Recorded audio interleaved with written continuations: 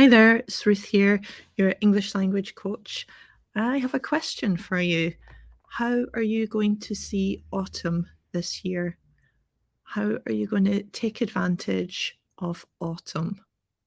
Now, obviously, it depends where you are in the world, and I know if you're in Australia, then you are just coming out of winter.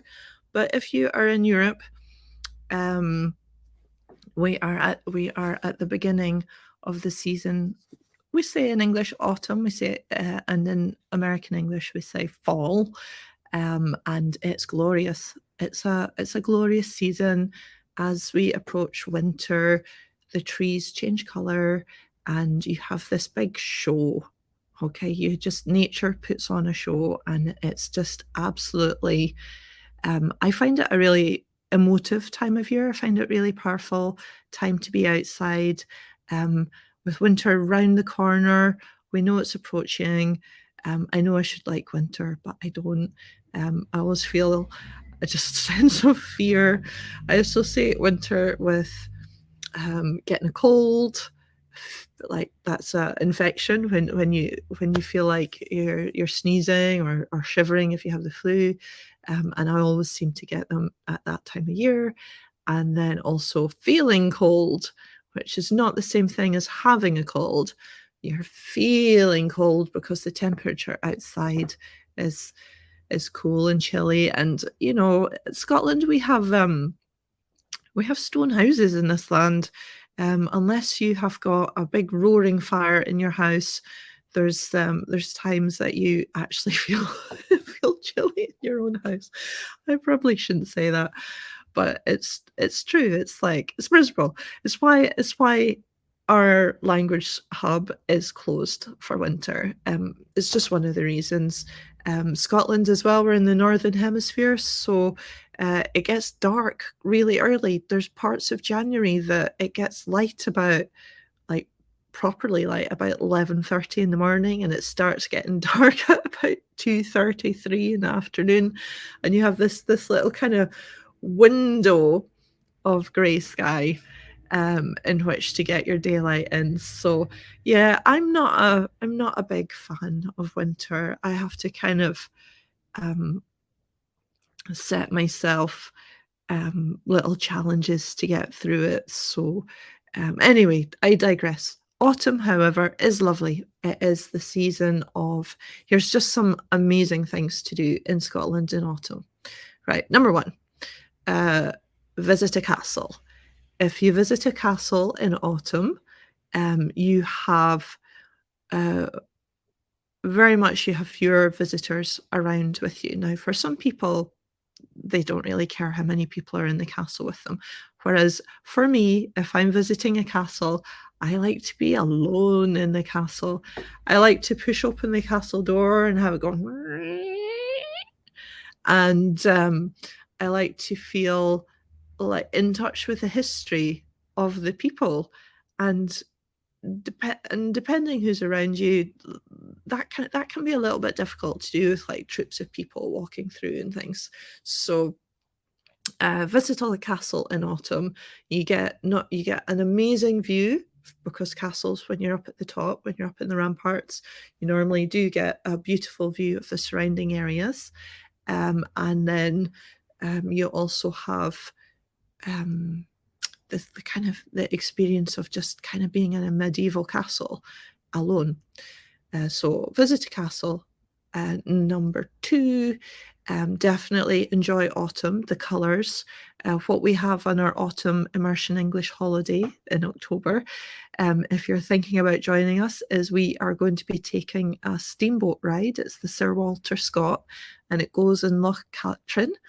Loch Katrine's part of the national park, Loch Lomond National Park, and the steamboat goes up the loch, and on both sides you have just natural Scottish woodland, which is changing colour, turning red, yellow, golden colours, um, and the steamboat is just an absolutely beautiful way to do it, to experience this show.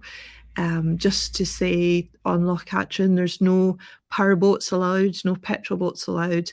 You are allowed paddle or steam power only. So it's really kind of tranquil way of being within nature. Um, Enchanted Forest in Pitlochry. This is a spectacle. This is a man-made spectacle. This is a forest which basically is a show that is curated, and there's different light artists, sound artists, like kind of audio-visual artists, and a few sculptural installations as well.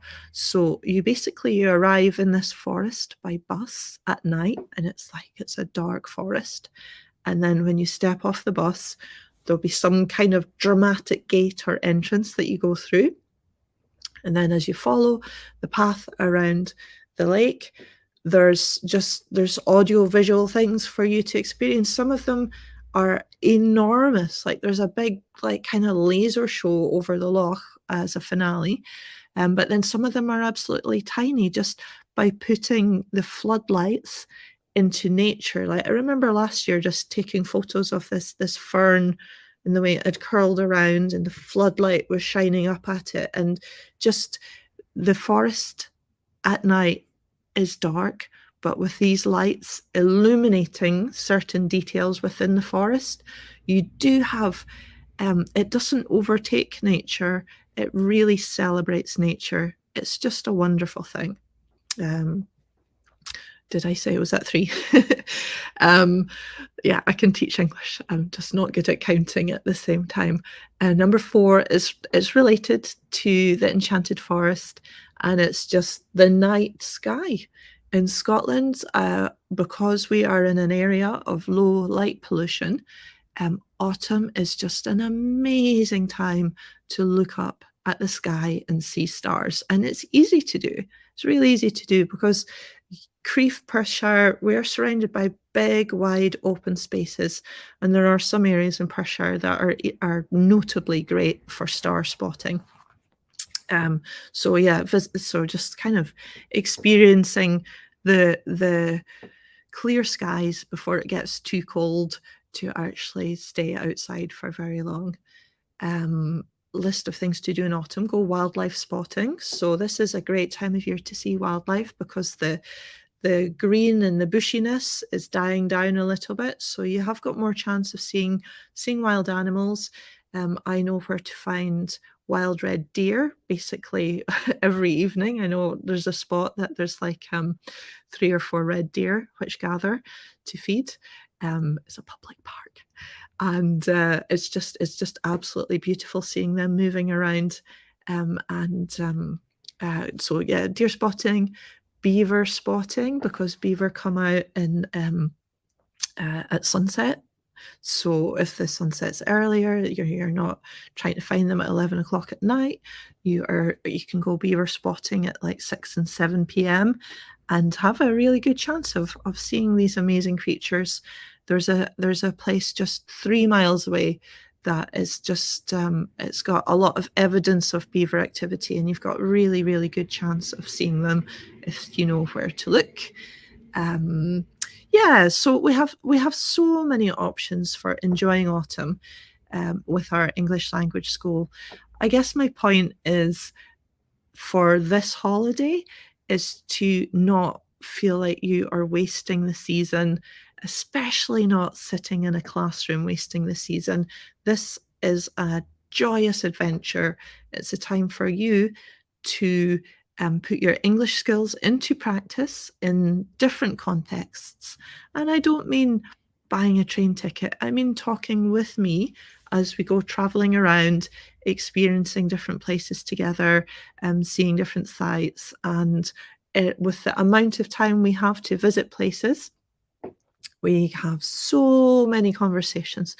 Some of it's related to your work and you'll develop your professional English skills. Some of it is more about social English skills and socializing. And it's all just practical English experiences which not only give you the conversation practice, the speaking practice, the listening comprehension practice that you need with a guide, but you'll also you'll feel happy when you're doing it. And this is just is so overlooked, and it is so important how you feel when you're speaking English.